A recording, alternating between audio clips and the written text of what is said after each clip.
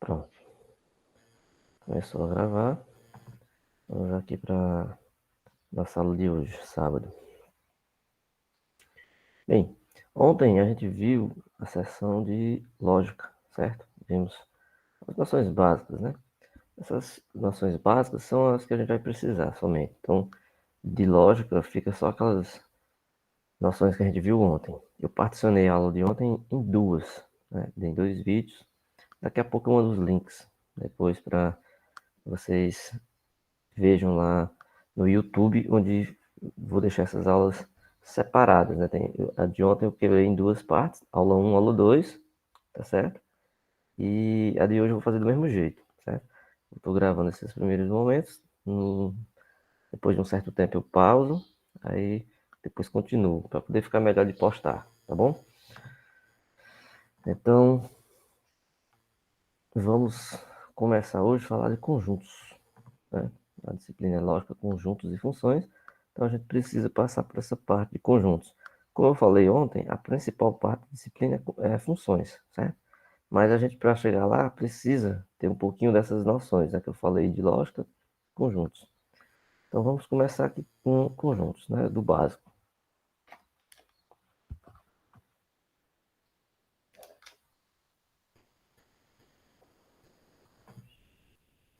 Bem, quando a gente fala de conjuntos, a primeira coisa que a gente tem que saber é identificar conjunto, elemento e a relação de pertinência, certo? O que significa isso? Certo? As 3 coisas aqui estão relacionadas, que é o conjunto, um elemento, né? O elemento vai ser um objeto que pertence ao conjunto, certo? E por isso que tem esse nome pertinência, ou seja, uma relação, se esse elemento pertence ou não pertence ao conjunto, tá certo? Então, a gente tem isso. Então, as noções primitivas são essas. É um conjunto, um elemento e a pertinência entre o elemento e o conjunto. Significa pertinência, pertence ou não pertence, certo? Por exemplo, se vocês formam uma turma, vocês são uma turma da disciplina, lógica, conjuntos e funções. Então, eu posso perguntar, fulano de tal pertence a essa turma? Então, um aluno da turma é um elemento do conjunto, ou seja, a turma seria o conjunto de alunos da disciplina de lógica, conjuntos e funções. Aí eu escolho aqui um aluno aleatoriamente e pergunto: esse aluno pertence à turma? Ora, se ele está na turma, ele pertence. Se eu pegar um nome de alguém que não esteja nessa disciplina, essa pessoa não pertence, então ela não pertence à turma. Então é bem simples. Então, o conjunto é formado por elementos, né? E esses elementos que estão conjuntos, a gente diz que eles pertencem. Qualquer elemento de fora, ou seja, que não esteja dentro desse conjunto, a gente diz que não pertence, certo? Como é que a gente coloca isso em símbolos, né? Porque a grande questão matemática é sempre a gente representar isso através de uma escrita, certo? Então vamos aqui. Ele coloca aqui uns exemplos, né? Então vamos só ver os exemplos que ele coloca.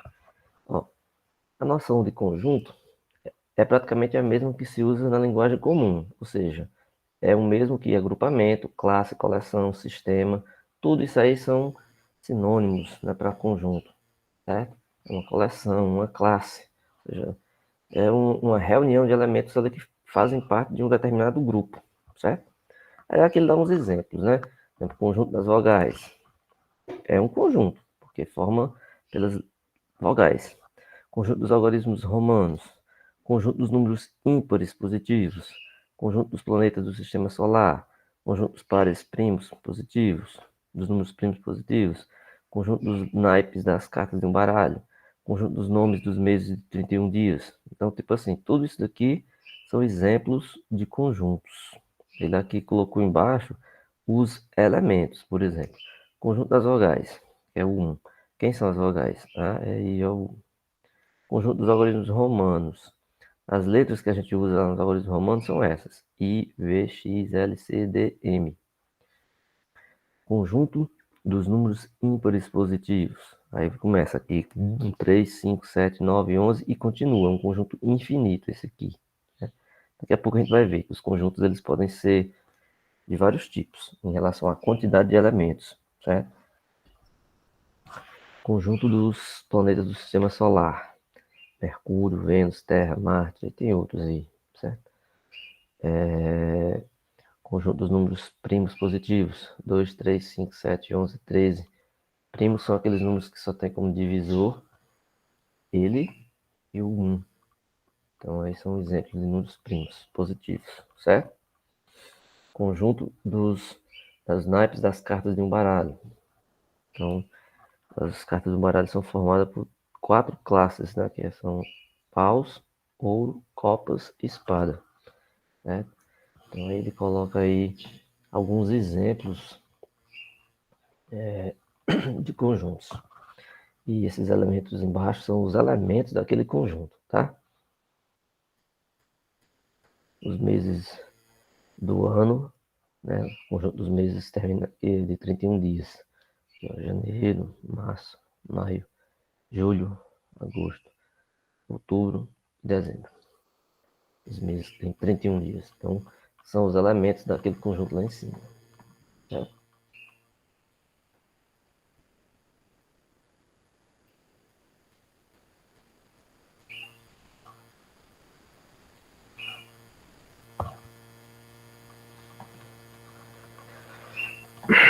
Tem umas observações aqui, mas eu vou fazendo uma coisa básica primeiro, certo?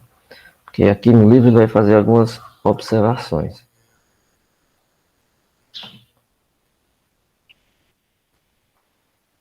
Eu tenho que ficar sempre voltando aqui na página para permitir a entrada de alguns alunos. Um recadinho, assim, que quem não tem ainda um e-mail institucional, tenta criar, tá? Porque fica mais fácil de a gente acessar. Inclusive, eu vou falar uma coisa daqui a pouco sobre a gente criar um ambiente aqui para a gente cadastrar os alunos e usar. Eu posso fazer isso via o Moodle ou o Google Sala de Aula. Daqui a pouco eu vou falar disso. E para isso é importante vocês terem um e-mail institucional. Por exemplo, se vocês estivessem acessando aqui pelo e-mail da própria URCA, não precisava a gente fazer a permissão. Então, eu vou fazer daqui a pouco uns esclarecimentos a respeito disso, tá? Em relação aos conjuntos, a gente tem o seguinte, né? Vamos para a questão da notação. Quando a gente fala de conjuntos, nós vamos usar normalmente letras maiúsculas. Tipo, seja um conjunto A, a gente pega um A maiúsculo, um conjunto. Conjunto B, C, a letra é isso aí. O elemento que está dentro do conjunto, a gente usa uma letra minúscula. Um A, B, C, D, X, tá? E o símbolo que a gente vai usar para dizer que ele pertence ou não pertence, os símbolos são esses. É tipo um Ezinho assim, ó, para dizer que pertence. Símbolo quer dizer pertence. Quando a gente quer dizer que ele não pertence, a gente corta o E. Aqui não pertence. Certo? Então aí a questão da simbologia.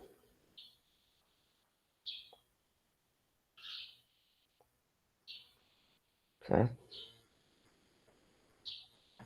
Então vamos... Bom dia, professor. O áudio para mim aqui não está saindo, não sei para os outros colegas.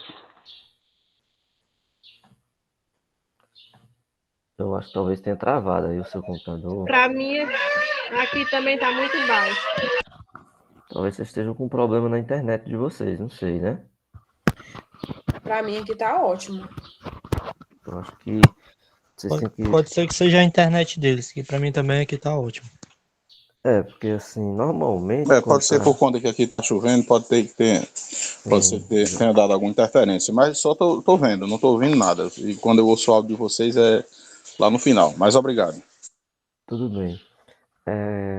Em relação a isso, né, se ficar alguma dúvida, alguma passagem que você não está entendendo, aí o que vai acontecer? Como eu estou gravando, então depois você vai lá e vai assistir essas partes, aí no áudio da gravação você vai perceber que está bom o áudio, certo? Você vai entender isso, tá? Então, provavelmente quem tiver com problema de ouvir, tá ruim, tá baixo, ou então tá meio alguma coisa assim, pode ser internet. Aqui também tá chovendo até agora também. Pode ser também que em algum momento a minha internet fique ruim também. Mas, por enquanto, ela está funcionando normalmente, né? Como alguns alunos estão ouvindo bem, é sinal de que A gravação tá funcionando normal, tá bom? Sim, voltando aqui à parte que eu estava explicando do relação de pertence ou não, certo? Então é isso. Se um elemento pertence ao conjunto, a gente vai dizer assim. Suponha que um elemento X pertence ao conjunto A. E você escreve assim. X, que é o elemento pertence a A. Se ele não pertence, você vai dizer X é cortado, não pertence a A. Certo? Normalmente, a gente usa bastante nessa parte de conjuntos as noções com um gráfico, um desenho. Por exemplo, ele fez aqui um círculo, né? Colocou o conjunto A e colocou uns elementos aqui, ó, A, B, C. Eles estão dentro do círculo, então significa dizer que o A, o B e o C estão dentro do conjunto A, certo? Ou seja, aqui nesse desenho primeiro aqui, né?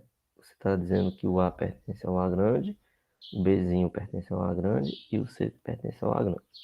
E ele deixou o ponto, o D fora, certo? Ele deixou o D fora. Significa o quê? Esse D não pertence, ele não está dentro do conjunto A. Certo? Então, noções bem simples, né? Normalmente, essa noção que a gente usa diagrama, ela é chamada de diagrama de diagrama de Venn. Às vezes põe esse nome aqui. A pronúncia é Euler, embora esteja escrito Euler, mas a pronúncia na língua oficial é Euler, certo? Euler Venn. Mas você pode dizer apenas diagrama de Venn, ou apenas um diagrama, não precisa se preocupar com o nome. O importante é o conceito, certo? Se ele pertence, está dentro, se não pertence, está fora. E pronto, é só bem simples, certo?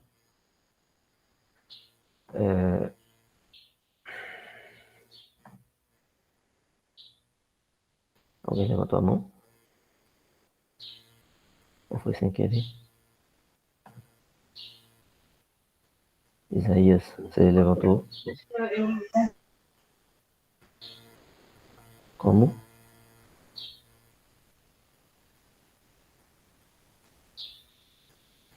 Que Isaías está com a mão levantada, mas o áudio está desligado. Você está falando?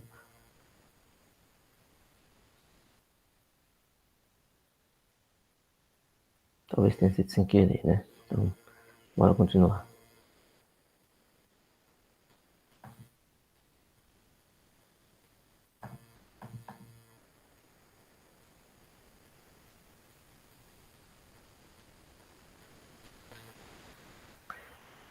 Normalmente, o que é que a gente tem? Quando um conjunto ele é dado, né, a gente precisa descrever esse conjunto, ou seja, a descrição de um conjunto. Nós precisamos representar, por exemplo, no caso daqueles exemplos lá em cima, a gente viu as vogais, as letras do algarismo romano e tal. A gente precisa colocar isso de uma forma organizada. A gente precisa descrever, ou seja, colocar no papel, né, como é que a gente coloca, como é que a gente escreve o conjunto, certo?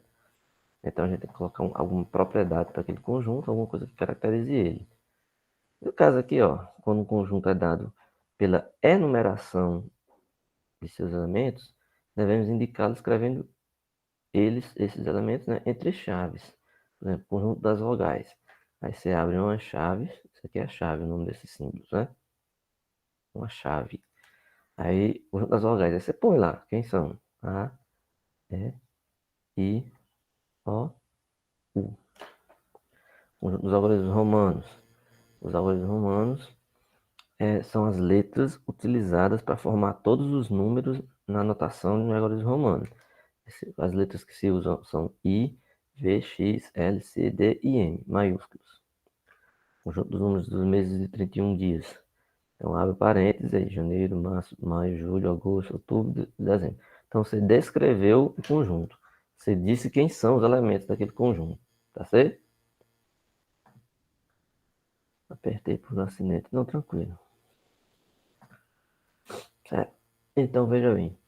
Só que o que acontece? Alguns conjuntos, eles não são finitos. Então, o que é o conjunto finito, todo mundo tem a noção aqui. Então, é porque ele tem uma quantidade que acaba, né, de elementos. Então, você descreve a eles ali e você consegue descrever todos.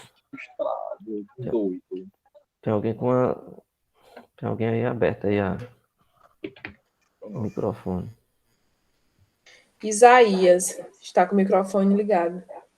Tá com o microfone ligado e levantou a mão de novo. O negócio tá meio bugado aqui no meu celular. Tentar deixar desligado, né?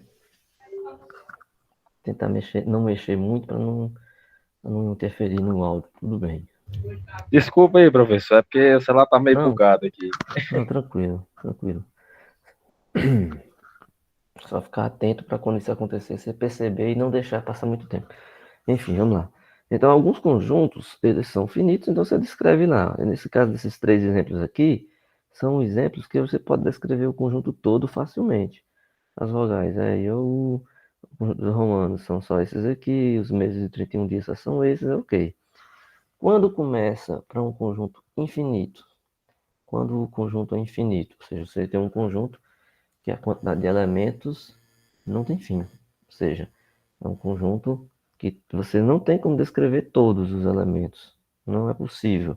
Por quê? Porque é um conjunto que não tem como você representar um por um, porque ele não vai ter fim. Vai ter sempre mais um elemento e você não tem como colocar. No geral, o que você faz nisso? Você escreve alguns elementos e põe reticências. E você põe mais ou menos como é que funciona a lei de formação, vamos dizer. No caso dos números ímpares positivos, você já sabe que os números ímpares são 1, 3, 5, 7, 9, 11, 13, ou seja, sempre pulando 1, né? Que é no caso dos pares. Aí você põe aqui até alguma certa parte e depois põe reticências. Então é isso. Números primos positivos. Então, os primos positivos, você vai pegar aqueles números que só tem como divisor ele e 1.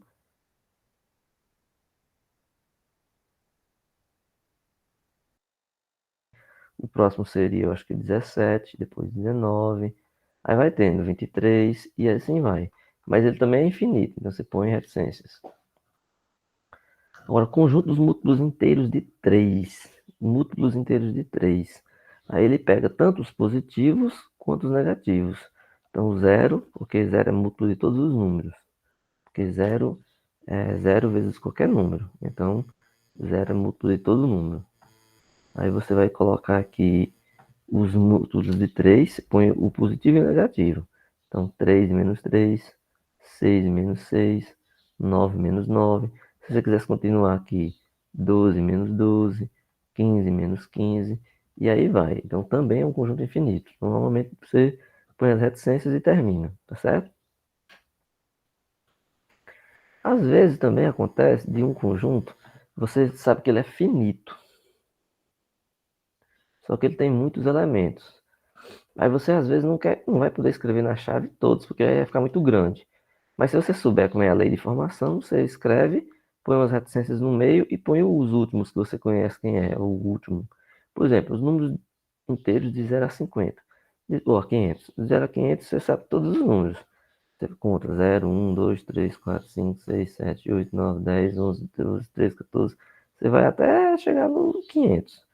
Só que você não quer representar aqui todos, mas você coloca 0, 1, 2, 3. Quando você põe as reticências e vai até o 500, fica subentendido que você está contando de 0 até chegou no 500. Você está contando do 0 até o último. Pois as reticências aqui é apenas para descrever que nesse intervalo aqui você tem uma quantidade de números que você não colocou, mas que vai até o 500. Mesma coisa que os divisores positivos de 100. Os divisores positivos de 100 são aqueles números que dividem o 100. No caso aqui é menor esse conjunto, dava até para escrever todos. Mas se você não quiser representar todos, você põe alguns, pula e vai para o último. Os divisores de 100 são aqueles números que o 100 é divisível por eles. Né? 100 é divisível por 1, por 2, por 5, por 10, e tem mais, né? Por exemplo, por 20, por 25, por 50.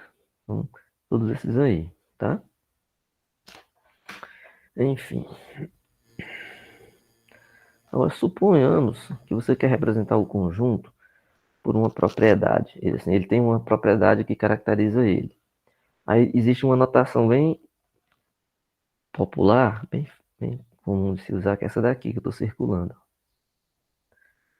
Você coloca o conjunto A, abre as chaves. Aí você diz, esse conjunto é formado pelos elementos X, aí bota um traço assim, ó.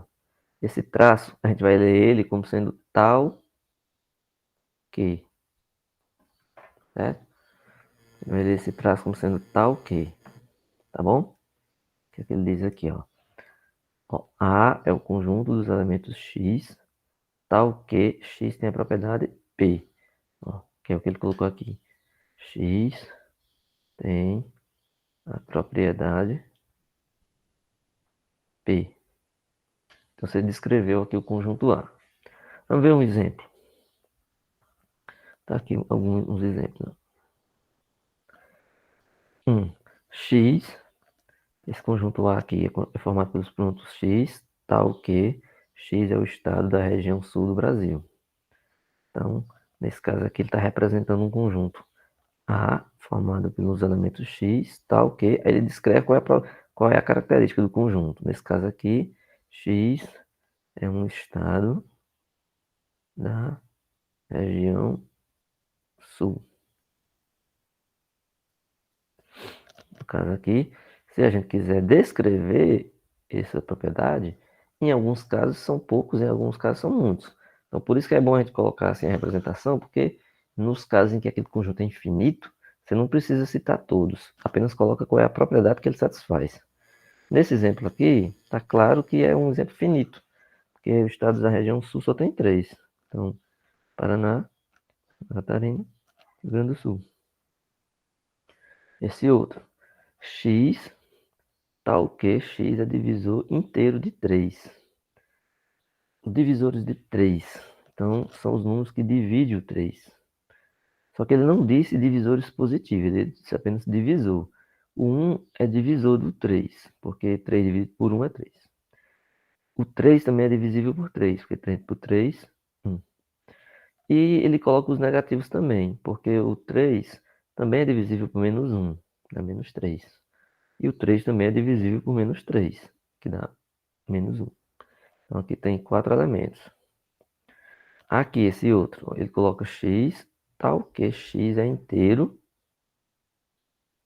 e o x está entre 0 e 500, ou seja, 0 é menor ou igual que x, que é menor ou igual que 500. Representa o que esse exemplo aqui? Todos os números inteiros que vão do 0 até o 500, ou seja, 0, 1, 2, 3, 4, 5, 6, 7, 8, 9. Você não precisa colocar todos, põe reticências e vai lá para o último, porque já está claro quem é o conjunto. Certo? Então é isso.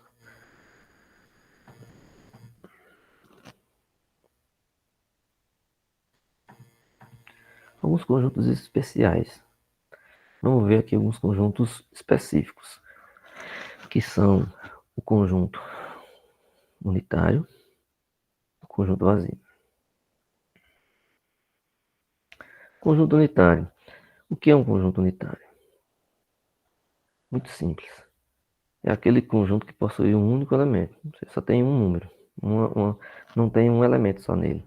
Né? Conjunto dos divisores de 1, inteiros e positivos. O 1 só tem como divisor 1. Positivo também, só é ele. Então, esse conjunto aqui só tem um elemento. Conjunto das soluções dessa equação. Ó.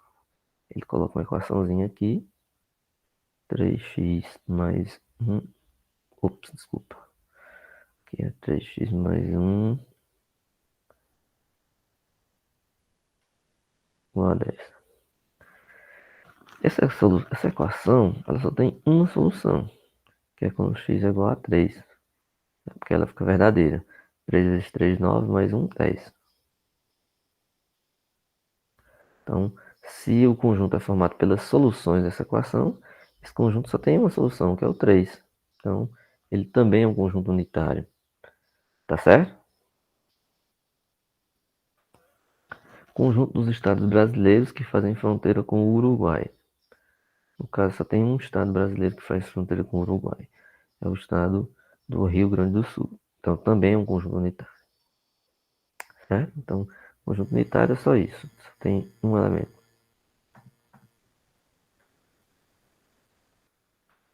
E o conjunto vazio? que é um conjunto vazio? Bem, conjunto vazio, ele é caracterizado justamente por aquele conjunto que não tem nenhum elemento.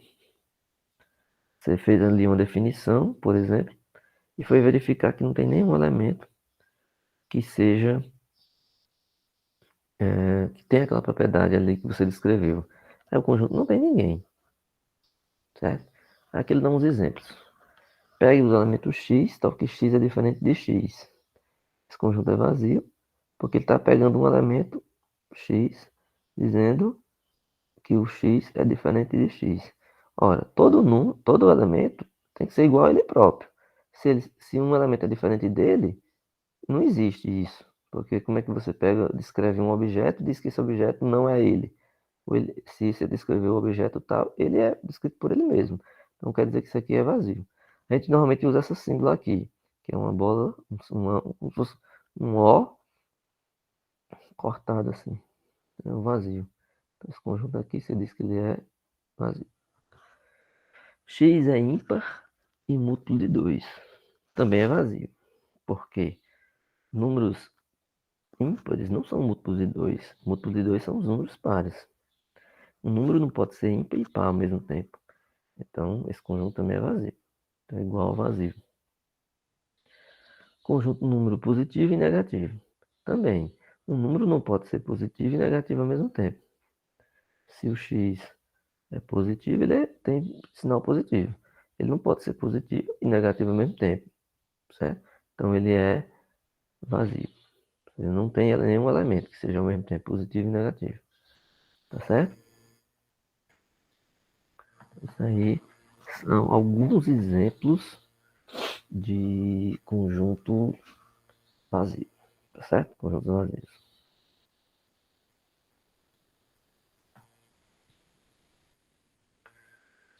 Tem aqui umas coisas que é importante a gente destacar para depois não ficar nenhuma dúvida. Certo? O que seria esse conjunto universo que o pessoal usa, que a gente usa bastante? Né? O que é um conjunto universo? É assim. Quando você vai desenvolver um assunto, né? Um tema na matemática, você vai pegar um conjunto U, que a gente vai chamar aqui um conjunto U, de tal forma que todos os elementos que nós vamos utilizar nesse assunto, todos os elementos vão estar nesse conjunto U. Então ele recebe o nome de conjunto universo. Por exemplo, se a gente estiver contando os números reais, por exemplo.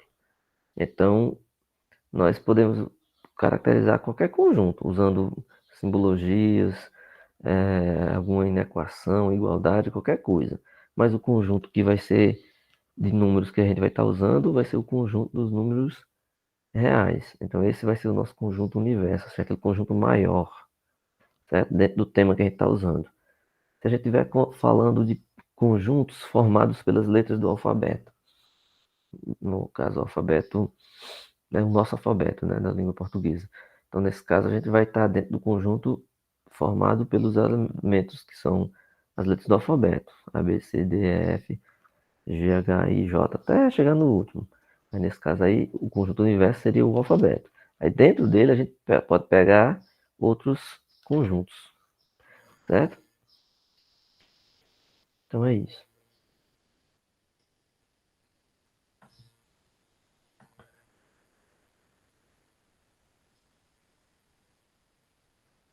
Por que isso? Por que a gente fala desse conjunto universo? Aqui nesse item ele faz uma pequena discriminação. Por quê? Ó? Quando a resposta para algumas questões depende do conjunto universo. Porque é assim, algumas perguntas elas podem fazer sentido ou ter a resposta a depender do conjunto que você está considerando, certo? Por exemplo, se você tiver, ele faz aqui, ó. Vamos entender esse exemplo aqui, ó. Considere a seguinte questão: qual é o conjunto dos pontos P que ficam igual distância dos pontos A e B? Ele tá conseguindo caracterização. Ó. Ele faz uma reta, coloca um ponto A e coloca um ponto B aqui. Ele está querendo um ponto P que fique a mesma distância, ou seja, de P para B fique igual de A para P. Ele quer que esse tamanho aqui fique igual a esse. Bem, aí o que que vai acontecer? Ele vai dizer o seguinte, né? Sendo que esses pontos A e B sejam diferentes, né? Então vamos lá.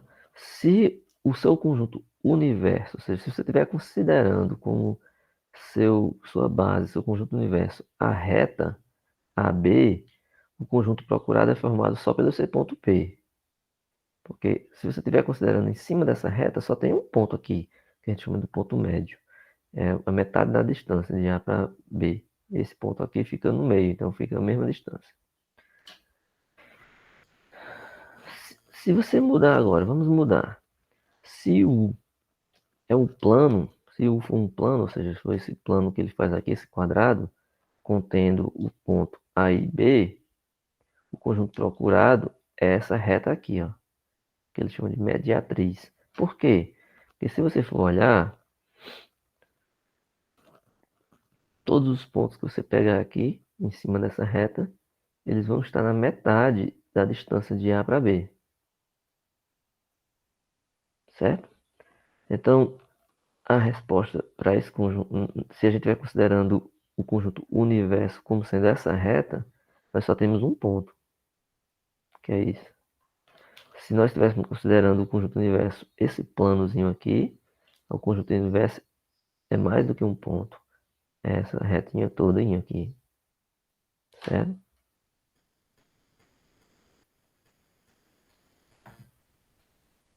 Aí ele ainda bota um terceiro exemplo, né? No mesmo caso. Se U for um espaço tridimensional, ou seja, se estiver considerando um espaço tridimensional, aí o conjunto procurado é um plano inteiro. Ou seja, esse plano aqui todinho satisfaz a condição que ele quer.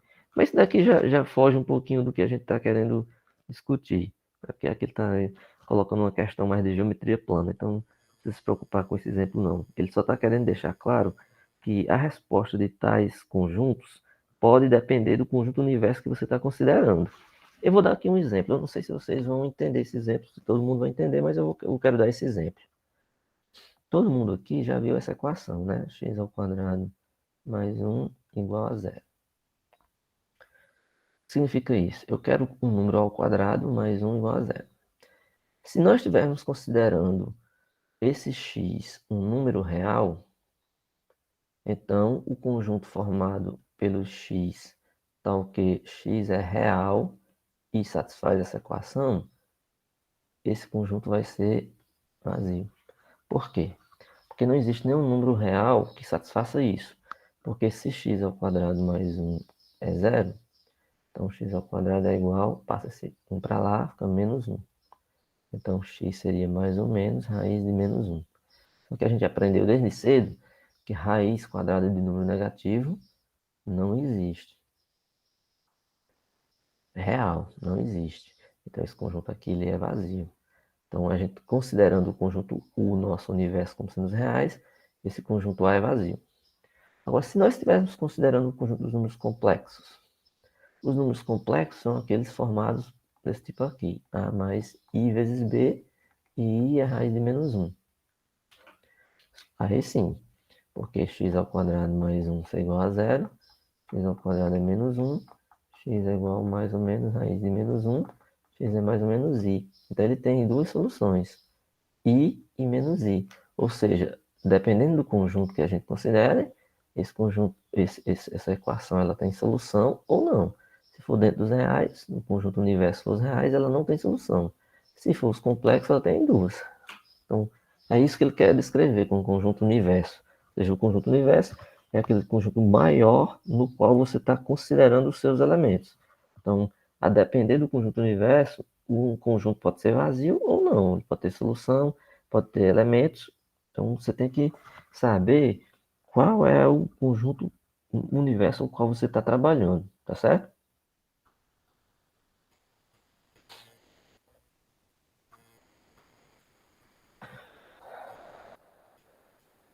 Deixa eu apagar aqui para não poluir a lousa.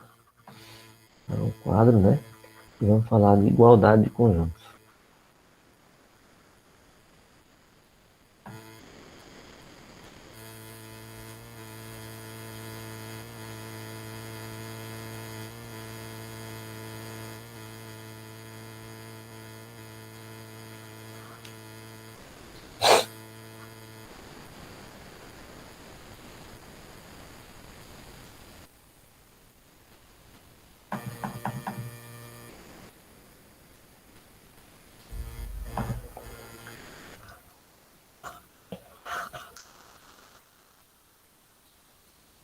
Igualdade de conjuntos, ou conjuntos iguais, né?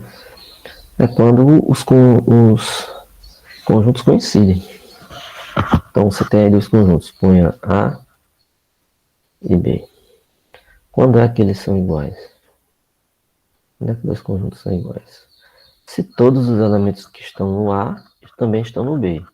E se todo elemento que está no B está no A. Ele coloca assim, ó. A igual a B, se somente se, para todo x que pertence a A, x pertence a B. Quando ele coloca a seta se somente se, é porque vale dos dois lados. Então, x pertence a A, se somente se, x pertence a B. Então, ele está dizendo que x pertence a A e x pertence a B. E se x pertence a B, x pertence a A. Certo? Então, nesse caso aí, ele está dizendo que dois conjuntos coincidem quando todo elemento de um está no outro. Exemplo aqui, ó. A, B, C, D. Aí do outro lado ele colocou só mudando a ordem. D, C, B, A.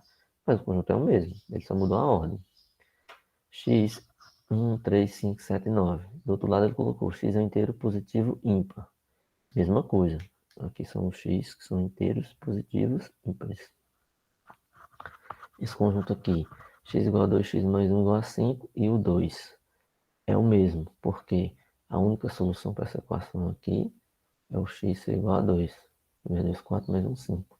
Então, aqui são exemplos de igualdade de conjuntos, certo? Aí tem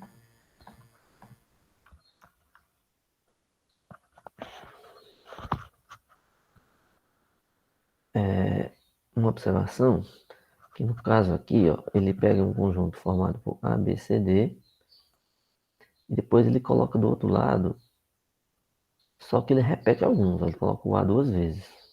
A, B, B, B, C, D, D, D. Isso não impede os conjuntos de ser iguais. Por quê? Porque o que caracteriza os conjuntos são os elementos. No caso, esse conjunto aqui, se a gente disser quem é o conjunto A, ele é A, B, C e D. Se esse outro é o conjunto B, embora ele repetiu o A, você vai olhar, o elemento A que está, esse elemento Azinho aqui, que está no A grande, ele está no B? Tá. Então, ele põe lá. O Bzinho, que está no conjunto A, que é esse aqui, está no B? Tá. O C, tá? Também. E o D também. Ou seja, se você for olhar, os elementos que estão em B são os mesmos que estão em A. E os elementos que estão em A são os mesmos que estão em B. Ou seja, embora ele repetiu aqui, nessas chaves, isso não muda. Não muda a caracterização. A caracterização é essa. Se os elementos de um estão dentro do outro. E se do outro estão em um. Certo? Então, basta você olhar.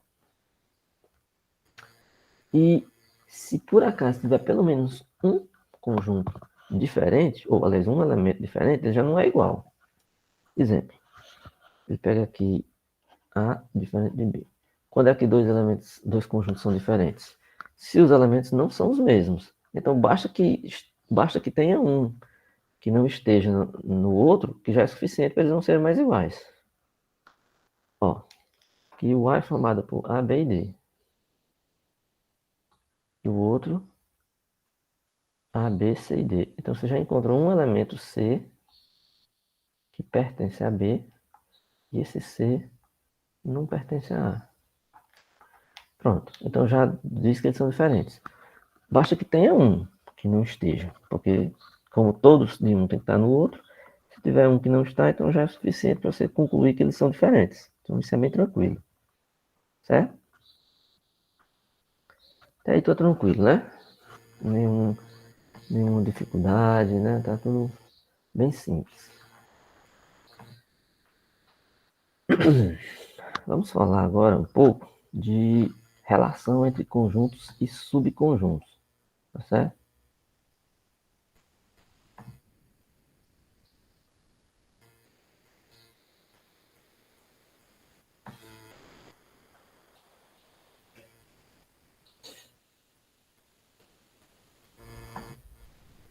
Vamos aqui.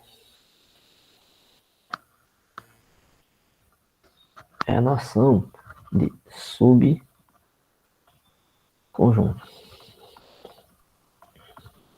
Um subconjunto, como o nome está sugerindo, é você pegar uma parte do conjunto. Pega aí o conjunto seu e você vai considerar uma parte dele. Ou seja, você vai tirar alguns dos elementos dele ali.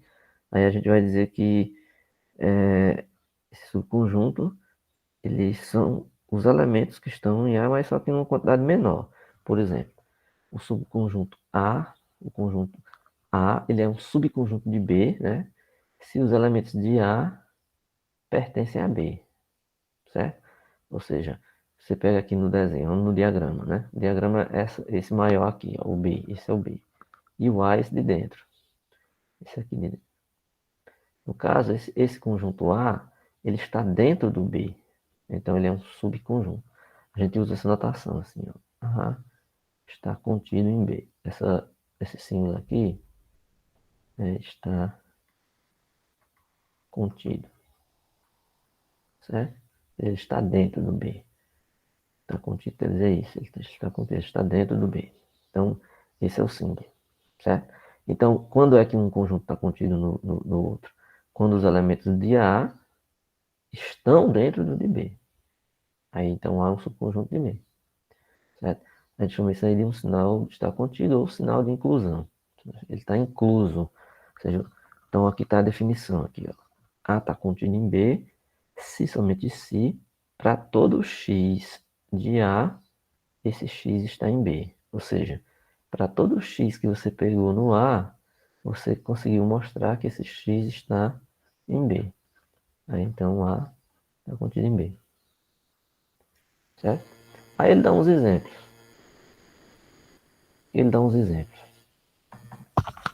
Ó, esse conjunto aqui, A e B, tem um Azinho e um Bzinho. Ele está contido no A, B, C, D. Tá, porque tem dois elementos aqui que já estão dentro desse maior. Então, você tem A, B, C, D. Aqui você tem um Azinho e lá tem A e B. Então, esse Azinho está contido aqui. Então, faz parte. O Azinho e o Bzinho está contido no Azinho e no Bzinho. Aí você vai dizer, não, mas são iguais. Sim, mas o fato de eles serem iguais não implica que não esteja contido. Um está contido no outro, né? Quando você vale que um está contido no outro e o outro está contido em um, na verdade eles são iguais. Mas depois a gente vai discutir um pouco disso. X é um inteiro par. Está contido dentro de x inteiro ímpar. Então vamos lá. Um número par, aliás, desculpa. X é um inteiro par, está contido dentro do conjunto dos inteiros. Sim, porque o conjunto dos pares é uma parte dos inteiros.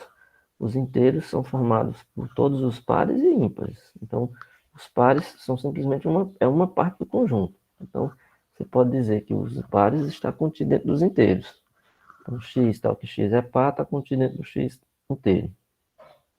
Certo? Então, é isso. Então, a relação de estar contida é assim. Certo? Aí uma pergunta que fica.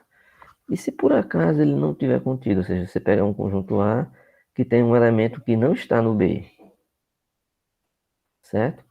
Bem, aí nesse caso a gente vai usar o tracinho. Você percebe que a maioria das vezes que quando uma coisa que não acontece, você põe o traço. Né? Suponha que você pega um conjunto A. Vou dar um exemplo aqui. Não está aqui, mas eu vou criar esse exemplo. Vamos lá.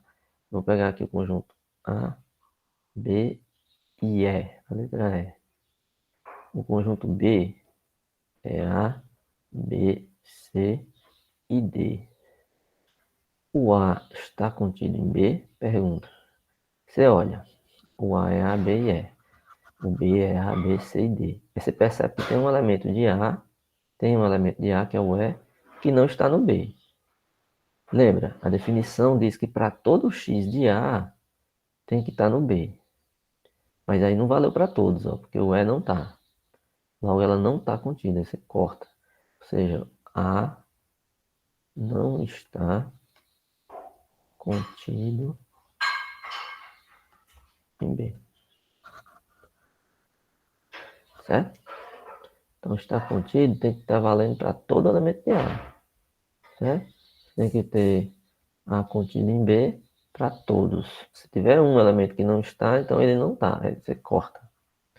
Uma outra forma de você dizer que o A está contido em B, se você inverter a ordem, assim, no seguinte sentido, ele também pode ser lido assim, ó, A contido em B pode ser escrito assim também. Se você escrever o contrário, lendo de lá para cá, é o B contém A. B contém A. Mas é o mesmo. É a mesma coisa de dizer que A está contido em B. Só mudou o símbolo, né? A forma de escrever o símbolo. Ele botou o símbolo ao contrário do outro lado. Tá certo? Graficamente, se você for olhar pelo diagrama, é fácil você identificar quando é que eles não estão contidos. Quando é que um não está no outro. Porque assim, deixa eu apagar isso aqui para não poluir muito a tela. E vamos voltar aqui para aquele diagrama que eu fiz ali em cima, que a gente viu ali em cima.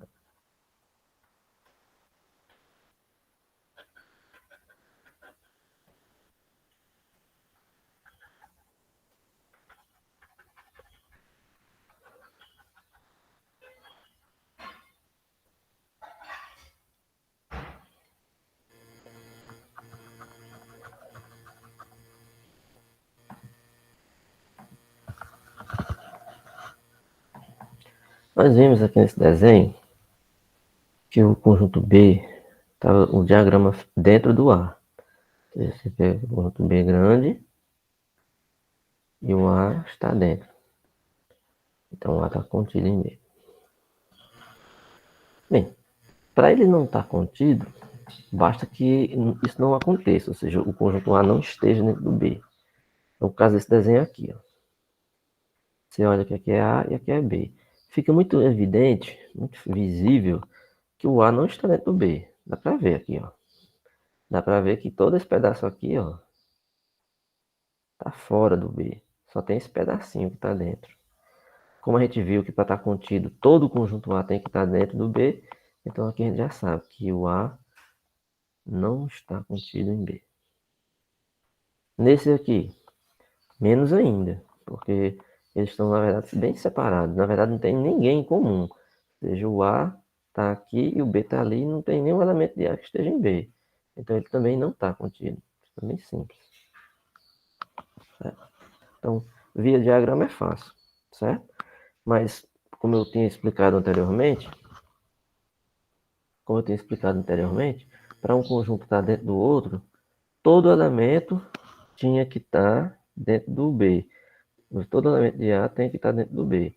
Se por acaso tiver alguém, né, tiver pelo menos um elemento que não está, já é o suficiente para ele não pertencer, ou seja, ele não está contido. É o exemplo que até falei, ó. Aqui tem um exemplo. Aqui tem um conjunto A, B e C. Esse exemplo aqui, ó, 1. A, B, C não está contido em B, C, D, E. Por quê? Porque esse conjunto aqui tem um A e esse aqui não tem. Então não está contido. O A e B está contido no C, D, E? Não. Porque esse conjunto do lado de cá, direito, ele nem tem o A nem tem o B. X é um inteiro par. Está contido dentro do conjunto dos inteiros primos? Não. Porque se X é par e inteiro e primo, esses números primos aqui eles não são pares. Então, não existe nenhum número primo aqui que você tem essa propriedade, a não ser o 2. O único elemento que está aqui é o 2, mas nenhum outro mais está. Aqui você colocar 2, 4, 6, 8, 9, desculpa, 10. E aqui os inteiro e primo. Você ia colocar 2, 3, 5, 7, desculpa, 11, 13. Então, o único elemento em comum é o 2, mas o resto nenhum mais é comum. Então, não tem como esse conjunto aqui estar contido nesse. Então, ele não está contido. Tá certo?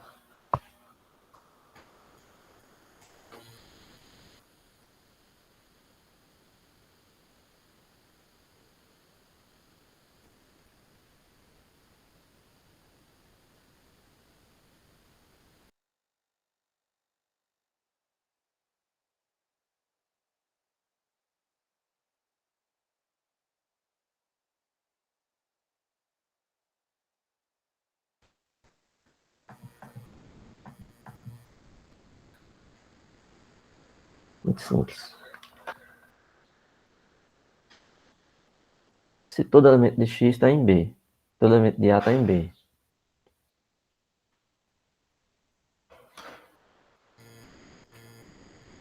Se todo elemento que está em A está em B. Aí, se isso acontecer, então ele está contido.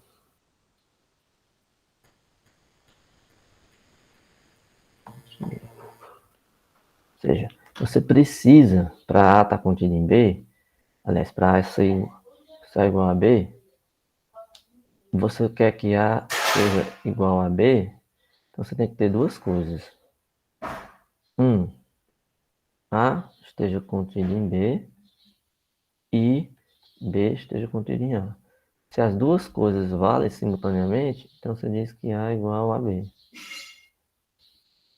Certo? Ou seja, você tem que dizer que essa igualdade só vale quando vale as duas. Ou seja, A está contido em B e o B está contido em A.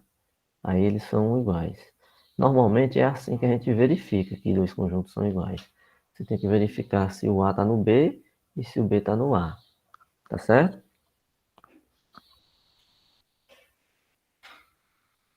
Bem, vamos aqui. Deixa eu apagar um pouquinho isso aqui para não ficar tão suja a tela.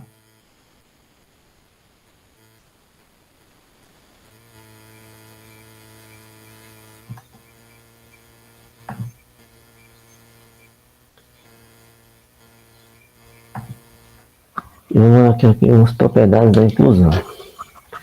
São propriedades simples de observar. É assim. A primeira propriedade diz o seguinte, que o conjunto vazio está contido em A. Ou seja, o conjunto vazio ele está contido em qualquer conjunto. Sim, é só você imaginar. Qualquer conjunto, se você tirar todos os elementos, ele fica o quê? Vazio, né? Concordam? Sim. Qualquer conjunto, se você retirar todos os elementos, ele fica vazio. Então, o vazio está dentro de todo conjunto. Então, vazio está contido em A. Ok. Outra coisa simples de também perceber, que a gente chama de propriedade reflexiva, é que todo conjunto está contido nele mesmo. Claro, isso é bem óbvio. Todo conjunto está contido nele mesmo. Eu pego aqui, o conjunto do alfabeto está contido no conjunto do alfabeto. O conjunto das vogais está contido no conjunto das vogais.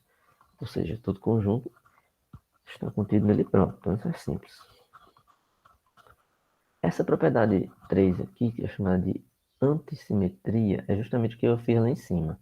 É o que caracteriza a igualdade entre conjuntos. Ou seja, se A está contido em B, certo? E o B está contido em A, então na verdade eles são iguais. Porque todo elemento de A está em B, todo elemento de B está em A. Então eles são iguais. Então, isso aqui é antissimetria, então propriedade antissimétrica. E a transitiva também é simples. Ele está dizendo assim, se A está contido em B e B está contido em C, então o A está contido em C. Para visualizar isso aqui no desenho é bem simples. Vamos pegar aqui o conjunto...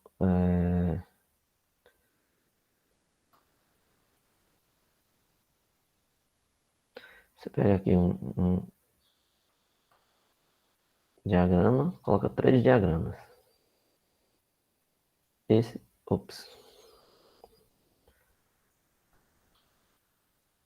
Deixa eu fazer maior.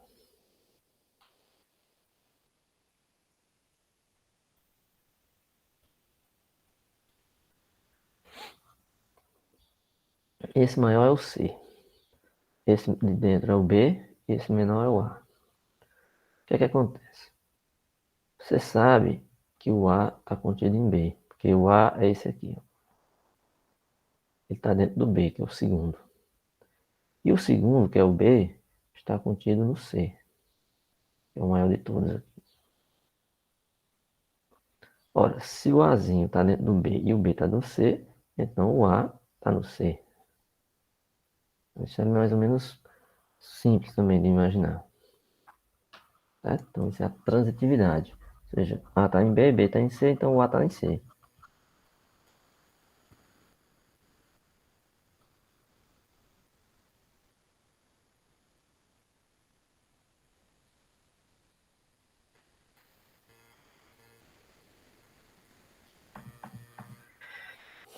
E vamos falar agora de conjunto das partes de X.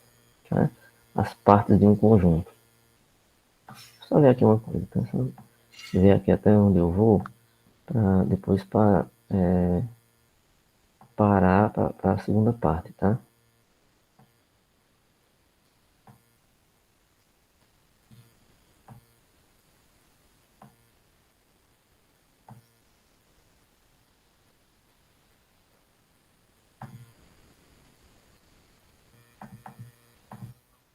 Ok.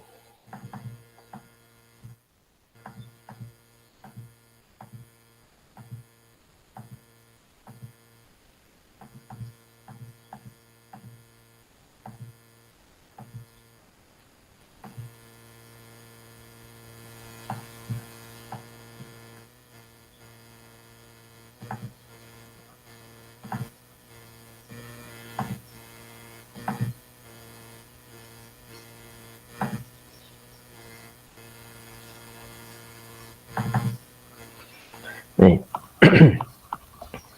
conjunto das partes. Conjunto das partes, nós vamos entender isso, certo? Como sendo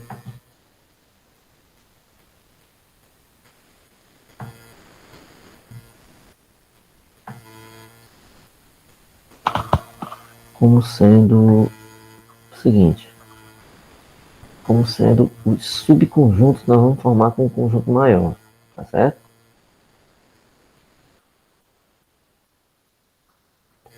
Vamos pegar aqui o seguinte. Vou apagar um pouquinho aqui para não ficar tão cheio.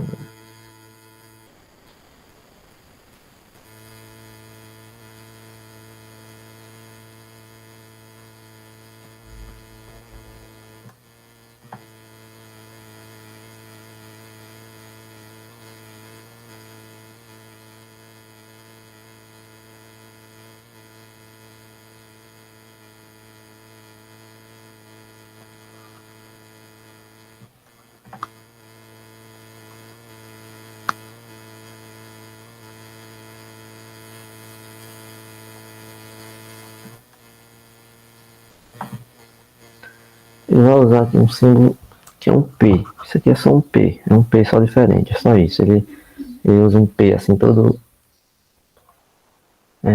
bem desenhado. Certo? Que são as partes de A. Como nós vamos pensar, vamos aqui fazer uma pequena distinção, certo? Os elementos de P são uma coisa. Os subconjuntos de A, aliás, os elementos de A é uma coisa. Os subconjuntos de A é outra coisa. Então, o que significa isso? As partes de A vão ser formadas por conjuntos. Então, são subconjuntos X que estão em A, certo? Vamos imaginar o seguinte. Vamos imaginar que o conjunto A ele é um conjunto unitário, só tem um elemento. Aí ele quer saber quem são as partes que a gente pode formar com o conjunto A. Então vamos lá. Primeiro, como só tem um elemento, esse conjunto é simples de identificar. Então a gente pode de repente pegar o vazio, porque a gente já viu anteriormente que o vazio está contido em qualquer conjunto. Então se eu tirar esse Azinho daqui, o conjunto A fica vazio. Então fica aqui, as partes de A é o vazio e o próprio conjunto A. E só tem essas duas possibilidades. Não é possível nós formarmos um novo subconjunto com esse A. Não tem como a gente formar. Vamos pegar agora um conjunto um pouco maior. Um pouco mesmo, porque só tem um elemento a mais. O A. Um A e B. Certo? Vamos pegar o conjunto A formado por A e B. quem seriam as partes desse conjunto A?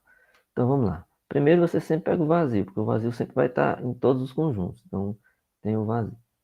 Só que esse conjunto aqui, eu posso extrair dele subconjuntos. Por exemplo, eu posso pegar só o A. O conjunto unitário formado só por A está contido no A grande. O conjunto unitário formado só pelo B está contido no A grande. Certo? E por fim, eu posso pegar o próprio A, porque o AB é o próprio conjunto A, ele está contido no A. Então, quem seriam as partes de A? Então, as partes de A são quem? O vazio, só o Azinho, só o Bzinho e o próprio A. Tá aqui.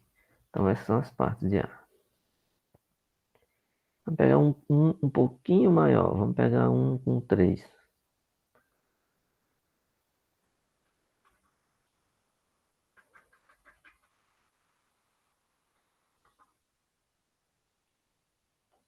Vamos pegar o conjunto A com 3. A, B e C. Quem são as partes de A? Vamos lá. Sempre começa com vazio. Porque se você tirar todo mundo, tem o vazio. Aí depois você pega os unitários. Tem o A, tem o B, tem o C. Como esse conjunto tem 3, eu posso pegar, por exemplo, só 2, se eu quiser. Então eu posso pegar o A e B, posso pegar o A e o C, e posso pegar o B e o C. Todos esses aqui estão em A. E por último, posso pegar o próprio A, porque o A, B e o C está contido em A. Então quantos deu? 1, 2, 3, 4, 5, 6, 7, 8. Então tá aqui, ó, vazio, A, B, C, AB, BC, CA ou AC e ABC. Então você teve aí 8 subconjuntos, certo? Então as partes de A foi formado por 8 subconjuntos, certo? Tudo tranquilo aí, né?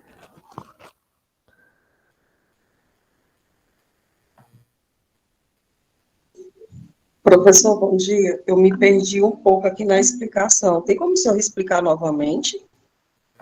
A de onde? Dos conjuntos todinhos, desses daí, dessa equação que o senhor estava fazendo.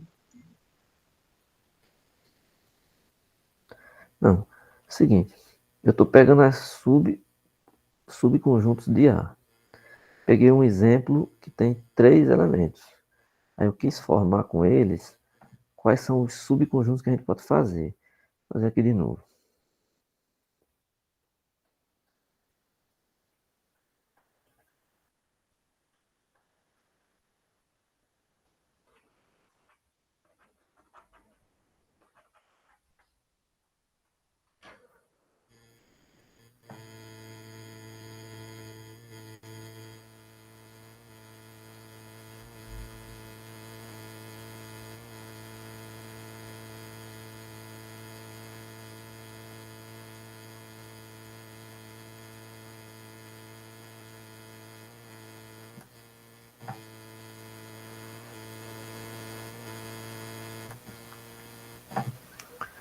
Vamos lá.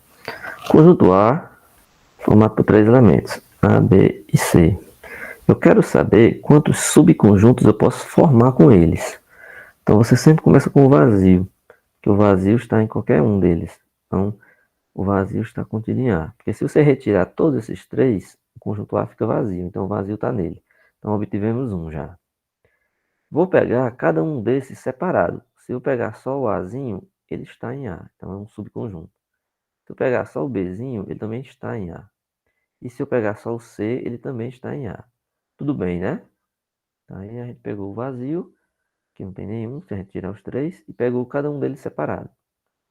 Como o conjunto tem 3 elementos, eu posso pegar de 2 em 2 se eu quiser. Por exemplo, se eu pegar o conjunto formado só por A e B, ele está em A. Se eu pegar o conjunto formado só por A e C, eles também estão em A. E se eu pegar o B e o C, eles também têm A. E por fim, eu pego o próprio A, porque o A, B e C está contido em A. Aí eu pergunto, quantos subconjuntos deu aqui, ó? 1, 2, 3, 4, 5, 6, 7, 8. Então tá aqui, ó. As partes desse conjunto A aí, ele foi formado por quem? Conjunto vazio, conjunto unitário A, B e C, conjunto com A e B, com B e C, com A e C e com A, B e C. Tá claro? Agora sim. Obrigado, professor. Ok. Aí isso vale para qualquer conjunto. Aí existe uma formulazinha, que é bem simples, que dá para você saber quantos subconjuntos você vai fazer. Porque suponhamos que eu peguei aqui um conjunto com 4 elementos, que eu peguei agora com 3, não foi esse exemplo que eu fiz? Se eu pegasse com 4, aí eu pergunto aqui, quantos subconjuntos eu vou ter no final se eu pegasse com 4? Nós vimos que com 3 deu 8. Se eu pegar com 4, vai dar quantos? Aí de repente você vai formar os subconjuntos e esquece algum. Como é que você vai saber se deu certo, se não deu? Aí existe uma expressãozinha que você pode saber quantos tem. Ó, um conjunto A, se ele tiver n elementos, ou seja, se A tem n elementos, as partes de A vai ter 2 elevado a n. Ó, esse exemplo que a gente fez. O A tinha 3, né?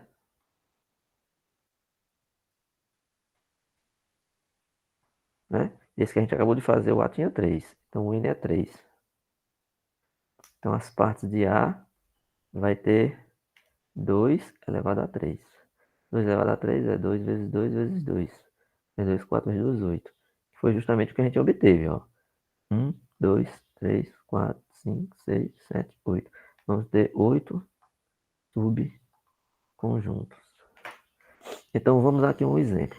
Lembra que ontem eu falei que eu gostaria que vocês pegassem os exercícios, as questões, folha e papel para tentar fazer? Então vou pedir agora que vocês peguem um caderno, uma folha, pegue esse conjunto aqui, ó, A, que tem 1, 2, 3, 4. Eu quero que vocês escrevam aí todas as partes de A, certo? Primeira pergunta que eu faço. Quantos subconjuntos vão dar? Fazer o Alguém, cálculo. alguém pode falar. Tem aí, 5. não. Eu acabei de dizer que se tem 4, eu acabei de dizer que as partes de A é formada por 2 elevado a n.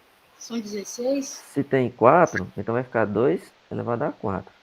Vai dar 2 vezes 2 vezes 2 vezes 2, vezes 4 vezes 2, 8 vezes 2, 16. Vai dar 16 subconjuntos. Eu quero que vocês escrevam aí quem são.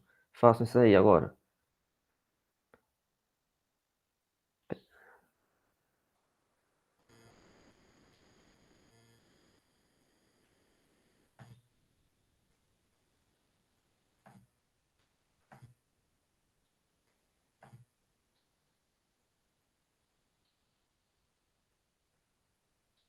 Sempre será preciso descrever o vazio? Sim. Quando for descrever as partes de um conjunto, o vazio sempre entra.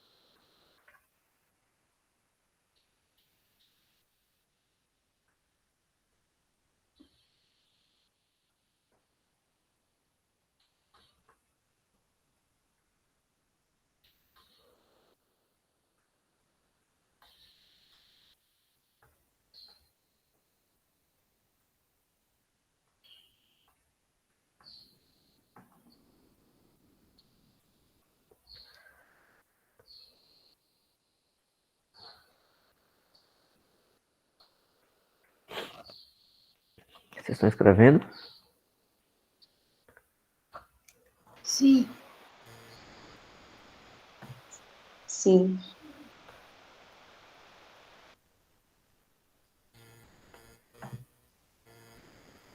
Importante vocês observarem que, como a gente já viu, vai ter que ter 2 elevado a n, né? Então, como no caso aí o conjunto tem 4, então vai dar 2 elevado a 4. Então tem que dar 16 conjuntos.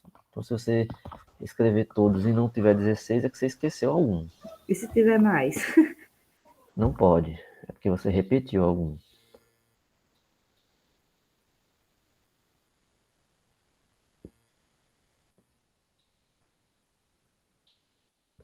Porque às vezes você pode ter repetido. Licença, professor. É que deu uma interferência assim, e eu não entendi esse cálculo. Mas o senhor pode explicar novamente, por favor? Qual o cálculo? Da quantidade de elementos no conjunto. Na hora que o senhor explicou como fazer, deu uma interferência. 2 elevado a n, por exemplo. Se você tiver um conjunto... Deixa eu rabiscar aqui do lado. Professor, deu 16, eu tinha repetido 2. Eu tinha repetido Exato. 2, 3 igual a A e 3, 2 igual a A. Foi isso daí que eu tinha repetido. É assim, ó. Ok, tá certo. Então, se A tem n elementos, as partes de A vai ter 2 elevado a n. Por exemplo, se seu conjunto A tem... Se A tem 3 elementos, né? Não, 2, vou colocar aqui. A tem 2 elementos.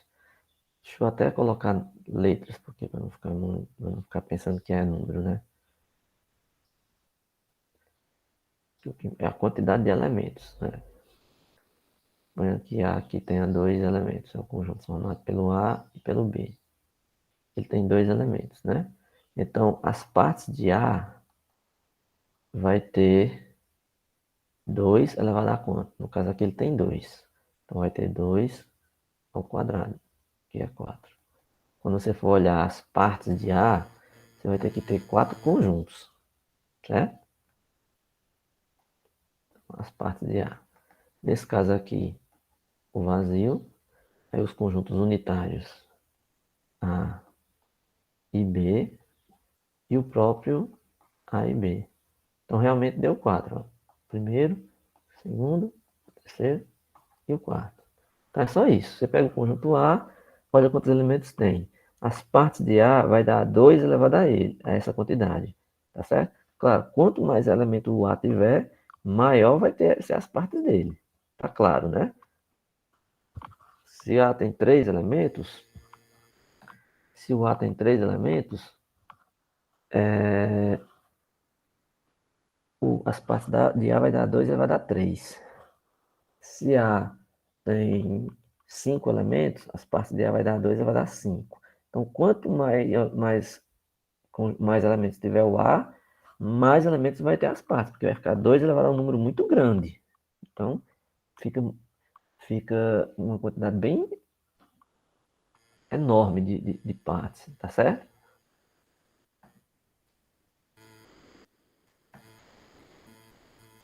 Todo mundo fez aí as partes desse conjunto A aqui? Professor, só achei 15. Vou esperar aí para a explicação para ver onde quem eu esqueci. Não, com certeza, é porque a pessoa esquece. Porque com certeza você esqueceu algum. Lembrando que você tem que contar o próprio conjunto A, viu?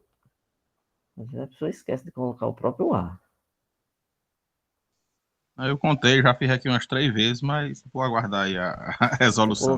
Colocou o vazio? Sim, foi o primeiro. Exatamente, tem que começar pelo vazio. Com certeza você esqueceu algum, porque é sempre assim. Porque no caso, se você fizer um por um, sempre a pessoa acaba tendo que prestar muita atenção no que está escrevendo para não errar. Tá certo? Deixa eu fazer, tá? Quem não fez, é sempre importante todo mundo fazer, viu? Praticar. Senão, se vocês não estiverem praticando, vocês vão ter dificuldade no curso. Se não praticar. Primeiro, vamos lá. Você começa com o vazio, que é o mais fácil de todos. Então, você já tem um. Depois do vazio, o que é que você faz? Você faz os unitários, ou seja, aqueles que só tem um. Então, 1, 2, 3 e o 4. Vou fazer bem separado, assim vai ficar bem visível. Aqui já tem, ó, 1, 2, 3, 4, tem 5 já. Vamos fazer agora com dois elementos. Então, 1 e 2. Opa, desculpa aqui, deixa eu fazer um 2 mais bem feito.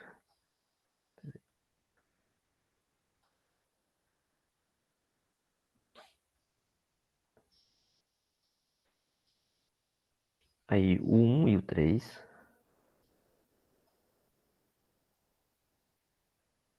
O 1 e o 4. Agora vamos com o 2.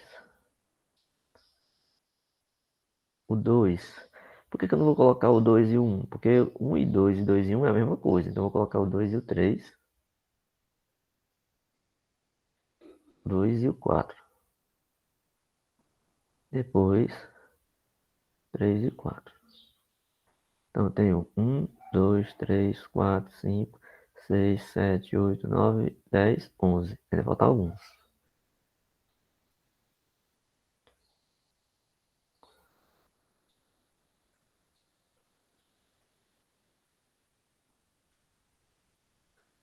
Vou colocar agora os que tem 3.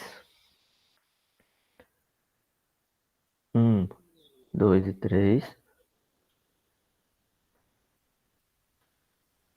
1, 2 e 4.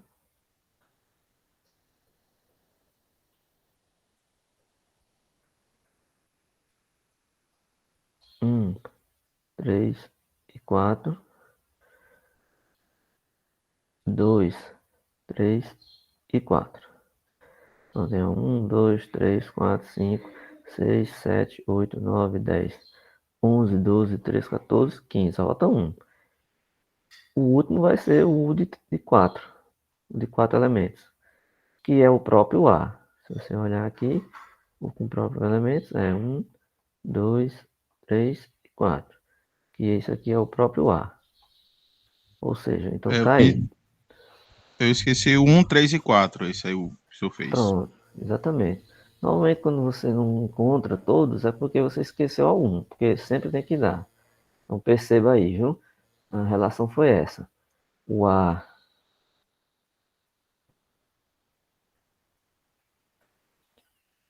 tem 4 elementos,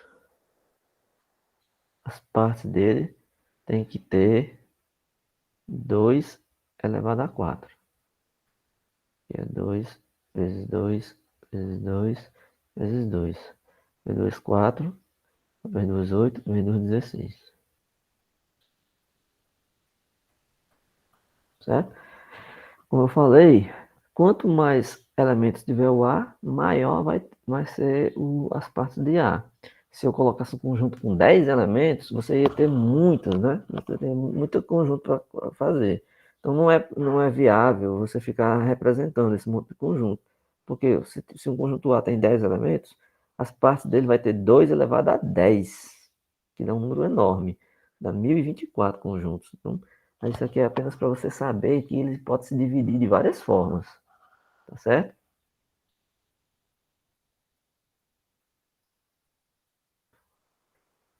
Então é isso. Vocês têm que praticar isso daí, senão vocês não vão ter algumas dificuldades na hora de resolver esses exercícios aí, essas questões, certo? Então, vamos continuando.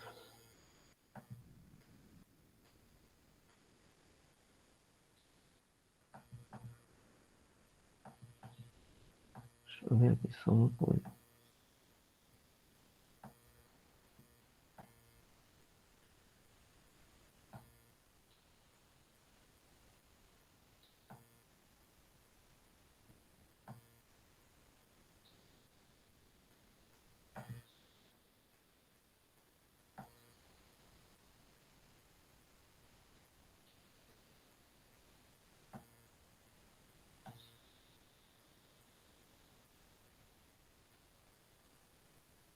Professor, uma dúvida. A base desse conjunto sempre será 2 elevado a n. Para você saber quantos elementos tem as partes de A, você sempre tem que calcular 2 elevado a n, que é a quantidade de n do conjunto. Então, sempre as partes de A tem que ser assim, 2 elevado a n. Certo? Obrigada.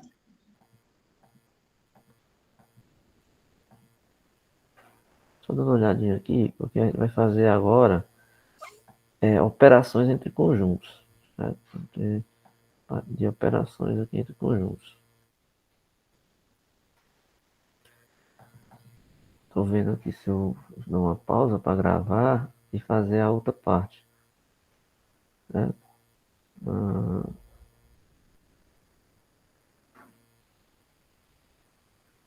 Mas é o seguinte, eu vou pausar aqui para começar de operações entre conjuntos. Então, vou fazer aqui o seguinte, eu vou interromper, igual como eu fiz ontem, para poder ficar melhor dividido o conteúdo. Eu vou fazer uma interrupção na gravação. Quando voltar, vocês não saem da sala, certo? Eu vou interromper para poder quebrar a aula nessa parte. E a segunda parte eu vou fazer operações entre conjuntos, porque fica melhor dividido o conteúdo, tá bom? Então eu vou interromper a gravação agora.